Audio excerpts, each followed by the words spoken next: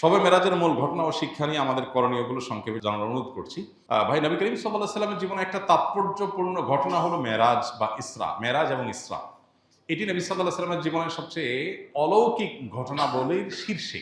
কোরআনে কারিমে আল্লাহ রাব্বুল আলামিন সূরা ইসরাতে একেবারে শুরুতে আল্লাহ বলেছেন, সুবহানাল্লাযী আসরা বিআবদিহি লাইলাম মিনাল মাসজিদিল হারামি ইলাল মাসজিদিল আকসাল্লাযী বারাকনা হাওলা। নবীজিকে আল্লাহ তাআলা মক্কার মসজিদে হারাম থেকে এক রাতে মসজিদে আকসা বাইতুল মাকদিস সেখানে আল্লাহ তাআলা তুলে নিয়ে গেছেন অলৌকিকভাবে। কিভাবে নিয়েছেন? এই সৃষ্টি জগতের সবকিছু আল্লাহ তাআলা যেরকম চালান ওইরকম আল্লাহ তাআলা তার নবীকে ওখানে নিয়েছেন। সেখান থেকে ঊর্ধ্বাকাশে ঊর্ধ্ব জগতে নিয়ে গেছেন, সপ্তম আকাশ ভেদ করে আল্লাহর আরশ, আল্লাহর সাথে সাক্ষাৎ এবং বিভিন্ন নবী রাসূলদের সাথে সাক্ষাৎ করিয়ে জান্নাত জাহান্নামের বিভিন্ন দৃশ্য তাকে দেখিয়েছেন। কিভাবে? সেটা কি দামি কোনো দৃশ্য দেখিয়েছেন, সরাসরি নিয়েছেন, আল্লাহ ভালো জানেন। আল্লাহ তাআলা সে সমস্ত দৃশ্য দেখিয়ে তাকে আবার দুনিয়াতে পাঠিয়েছেন। তার এই ঊর্ধ্বে গমন এটাকে আর রাত্রিকালীন যে ভ্রমণ, এই উভয়টাকে আমাদেরকে অ্যাজ এ ইমানদার বিশ্বাস করতে হবে। আল্লাহর কাছে অসম্ভব বলতে কোনো কিছু নাই। মুহূর্তের মধ্যে আল্লাহ তাআলা অনেক কিছু করতে পারেন, যেটা আমরা হয়তো বছরকে বছর যুগ যুগ ধরেও করতে পারবো না।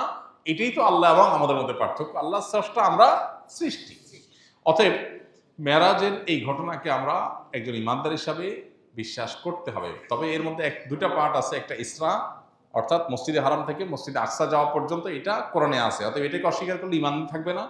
আর ওখান থেকে ঊর্ধ্বাকাশে ভ্রমণের বিষয়টা বিশুদ্ধ হাদিসে প্রমাণিত আছে। ওইটা কেউ যদি বিকৃত করে, অস্বীকার করে, ওটার ভিন্ন ব্যাখ্যা করে, তাহলে তাকে আমরা গোমরাহ বলতে পারি, কিন্তু তাকে অমুসলমান বলা যাবে না। মেরাজের সবচেয়ে বড় যে বিষয়টা, সেটা হলো মেরাজ আমাদেরকে অনেকগুলো বার্তা দিয়েছে। প্রথম কথা হলো আল্লাহর কাছে অসম্ভব বলতে কিচ্ছু নেই।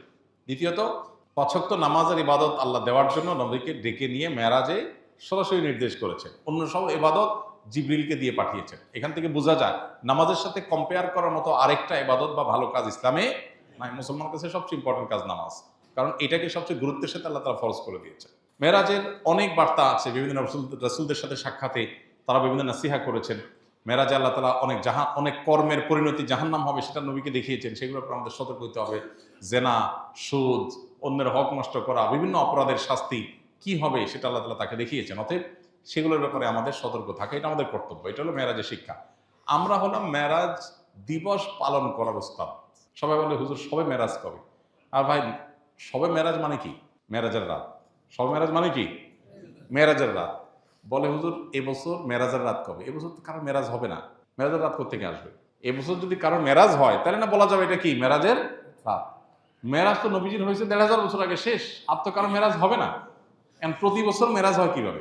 হ্যাঁ, আপনি মেরাজ দিবস বলতে পারেন। দিবস বললে আবার ওটা তো হয়েছে রাতে, আরেক মুশকিল। তাহলে মেরাজের রাত বলতে যদি বলেন যে মেরাজ দিবস টাইপ, তো সেইটার ব্যাপারে কথা হলো, পৃথিবীতে কোনো আলেম চূড়ান্তভাবে নিশ্চিতভাবে বলতে পারবেন না যে ঠিক অমুক মাসের অমুক বছরের অমুক রাতেই মেরাজ হয়েছে। কারণ মেরাজের রাত কোন রাত ছিল, কোন মাসে ছিল, সেটা কি রমজানে, সেটা কি রজবে, সেটা নবী সাল্লাল্লাহু আলাইহি ওয়াসাল্লামের হিজরতের আগে হয়েছে এটুকু নিশ্চিত, হিজরতের ১ বছর আগে, কয়েক মাস আগে, আরো বেশি আগে, এটা কেউ বলতে পারবে না। কারণ এটা নিয়ে ইতিহাসবিদদের নানাবিধ মত পার্থক্য আছে। এখন এখানে একটা বড় প্রশ্ন ওঠে, এটা কোনো কথা হলো? নবীজির মেরাজের রাতের এই তারিখটা সাহাবীরা সংরক্ষণ করে নাই, কেমন কথা? এটার উত্তর হলো, সাহাবীরা আমাদের মতো এত দিবস পূজারী ছিলেন না। আমরা হলাম কি? দিবস পূজারী। মানে কত দিবস পালন করা যায় সেটা খুঁজে খুঁজে বের করা, আর এই দিবস নোট করে করে দিবস উদযাপন করা, এটাতে আমরা যতটা অভ্যস্ত, ১৫০০ বছর আগের পৃথিবীর মানুষ এই দিবস কেন্দ্রিকতা এতটা তাদের মধ্যে ছিল না। ১৫০০ বছর তো বহু দূর কি বাত। যাদের বয়স ৪০-এর উপরে বা এই কাছাকাছি বয়স যাদের, বা আরো বেশি যাদের বয়স, এদের একজনেরও দেখবেন জন্মের তারিখে ঠিক নেই।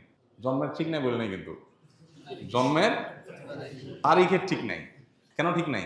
কারণ এখন যেরকম মা বাপ বাচ্চা কয়টা, কয় মিনিটে, কোন দিন, কত সেকেন্ডে হয়েছে এটাও নোট করে রাখে। কারণ তার মনে অনেক শান্তি, অনেক ফুর্তি, পেটে ভাত আছে, অ্যাকাউন্টে টাকা আছে। এই পোলার প্রতি বছর অমুক দিন, এই দিনের এতটা, এত মিনিট, এত সেকেন্ডে এসে ফুর্তি করতে হবে, এই জন্য সেটা সংরক্ষণ করে। কিন্তু ৪০ বছর আগে বাপমার কাছে এগুলোর কোনো ভ্যালু ছিল না, এত দিবস কেন্দ্রিকতা ছিল না। তাদের কাছে বাচ্চা হয়েছে এটাই গুরুত্বপূর্ণ, নাম আছে এটাই গুরুত্বপূর্ণ, কোন মাসে কোন তারিখ হইতেছে জানেও না। এখানে অনেক মনে আছেন যে তার জন্মের সঠিক তারিখ সে বলতে পারবে না। আমাদের দেশে পাসপোর্টগুলো নিয়ে যারা কাজ করে তারা বলতে পারবে, বিশেষ করে গ্রামাঞ্চলে। বেশিরভাগ পুরাতন পাসপোর্ট নিয়ে কাজ করলে দেখা যায় যে সবার জন্ম তারিখ 1 জানুয়ারি। ফেসবুকে দেখবেন যে ফ্রেন্ড লিস্টে যারা আছে উইশ করার জন্য আপনার কাছে নোটিফিকেশন আসে 1 জানুয়ারি, আপনার বন্ধুদের বেশিরভাগের জন্মদিন, কারণ তার জন্মের তারিখে ঠিক আসলে নাই, তার মা বাবাও জানে তার জন্ম তারিখ কবে।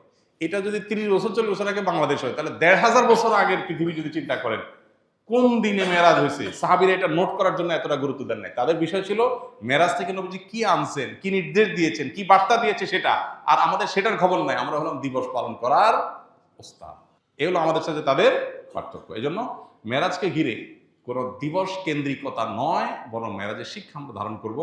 চলমান মাসে মেরাজ হয়েছে, এটা অনেক ইতিহাসবিদদের মত, তবে অনেকের মতে অন্য মাসও মেরাজ হয়েছে সে মতটাও আছে। বিধান এখানে আমাদের মেরাজকে কেন্দ্র করে আনুষ্ঠানিকতা না করে বরং মেরাজের শিক্ষাগুলো আমরা ধারণ করতে হবে। নামাজকে গুরুত্বের সাথে জীবনে নিতে হবে, জীবনের ফার্স্ট প্রায়োরিটি দিতে হবে 5 ওয়াক্ত নামাজকে। এটাই হলো মেরাজের সবচেয়ে বড় শিক্ষা গ্রহণ করা।